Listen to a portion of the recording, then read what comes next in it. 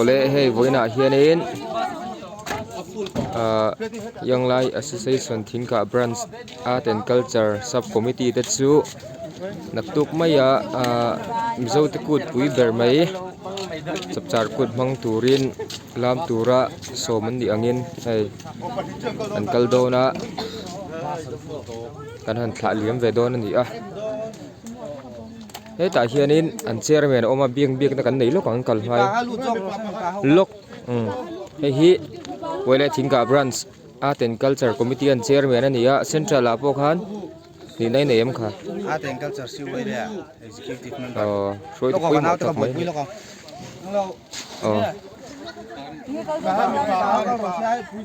boi lai tak ania kina kan kom chun zo mang triet tur pui mo rang ke po om thayanga chu triet kan du si a ani hen sang thei don ani din motori ruing em tu na tang hena ruisa ni tong pot ang thei to lo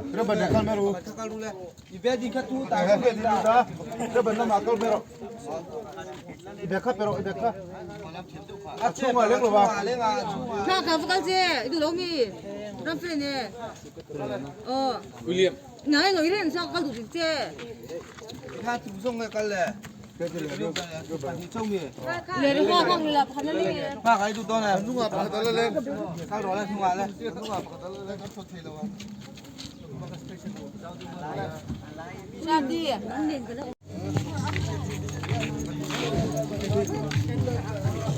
lim ong tak bang tur le an chan vo te an thil ti tur te thataka an ti theina turin du sakna sang ber Wele Thingka Branch minin kan plan ani kan Wele ai o kal chok tur ten ni a keni point trong trai này rất rengila luang taka an lo hole theina turin trong trai na thei hel lawila thi kha kan shedon nia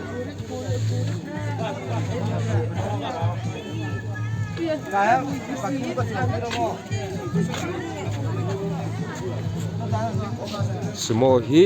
patni an chung to a bas te polo lakal tur ti ania trong tlai trong hianin li eng mo zat on kal don ani he chapchar kut hong tur hian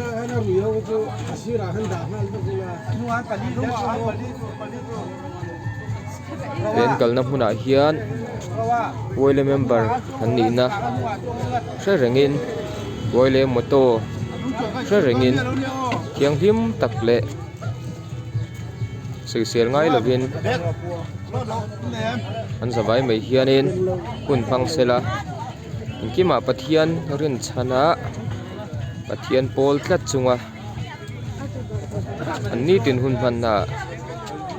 numdan thiam thena turin pathian ne nan inkar hi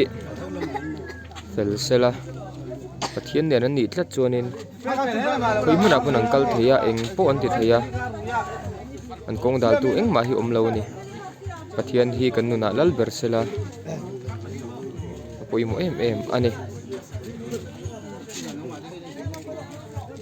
voina hianin Art and Culture Subcommittee Wele Thingka Branch atang hianin an throi tu hi kaldu viau hloma sela pakhat chen he kangwal kelal hunia huliana Art and Culture Subcommittee Chairman chau henin kai throi theidona kalpui theidona aseni hi thethu angin fel takani a Central Wele apo hianin Art and Culture Committee ani pha a tin ani hi Wele Thingka Branch apon Information Secretary te pon ni to thin ani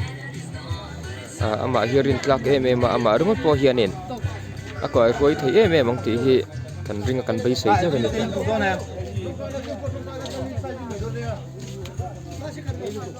an organ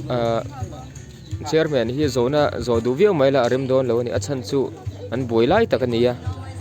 zona kha zot lo mai la kan zo tur na ang kan zo tumakha achan na kan thiat atanin tan an soi dan chuanin long tlai tang hin mà chuộc này nè he long tlai tang hin mi som thum panga lai main kal chok thilo na chin tin kan brands ayo hianin mi som pang khat an thang chu buka chemical tur hianin selection te pon nei thlapa thling lo te kan tur puya ti rolin a thling te kan lom pui em bok ani sioi me hianin chapchar kut man pui turin sioi le hi thinlung takin a soma a som ne tengai poimo in a han kaldon ani a ko thim na kan huwa anom khop mai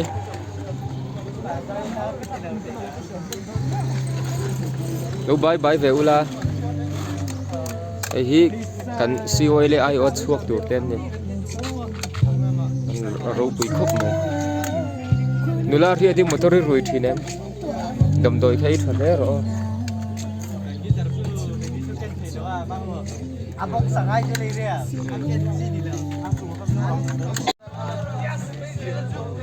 simo panhi bas pakhat an bas man hi lai ram Christian Medical Center bas an phangani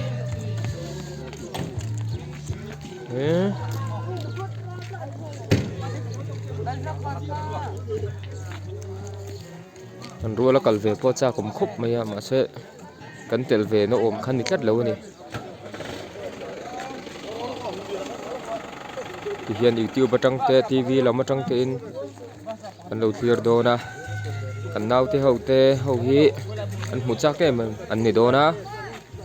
ma ni mu nge tumin mit le beng kan si do na ni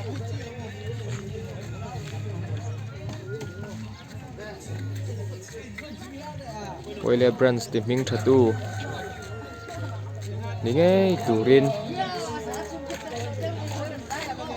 tu sakna kan thana kong sira kal ro mua na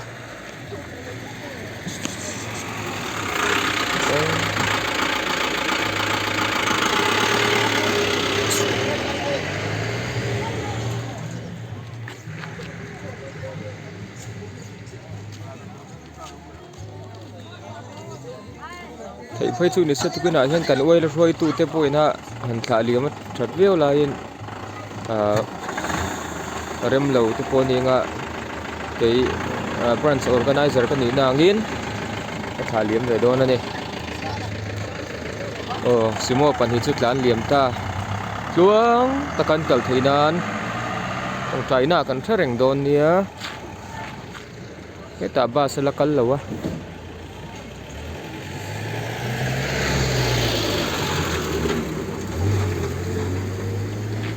to khen kan thla liam don ani tu mai man mo lo ula film khur takin ong thuan an kal theina turin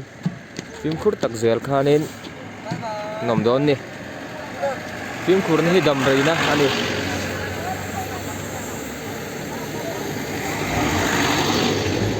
an tlan liam ven bye ule kan lo clear don chu nia bye ve ule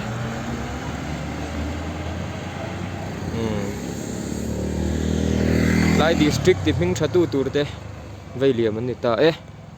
khati chin kha ne mero se ai thingka po hi amoi khup mai kan thingka rim po hi thingka tan hian ke YouTube channel hianin ma chhop tam tak kala neya step by step in na dote te in ronda zel kala tumani thingka khutlang tan hin ma chhop lian tak kanai ti kha thingka mi puite poina milo khriat sak turin kang hen chu ni ani phut ule choi tui vek ule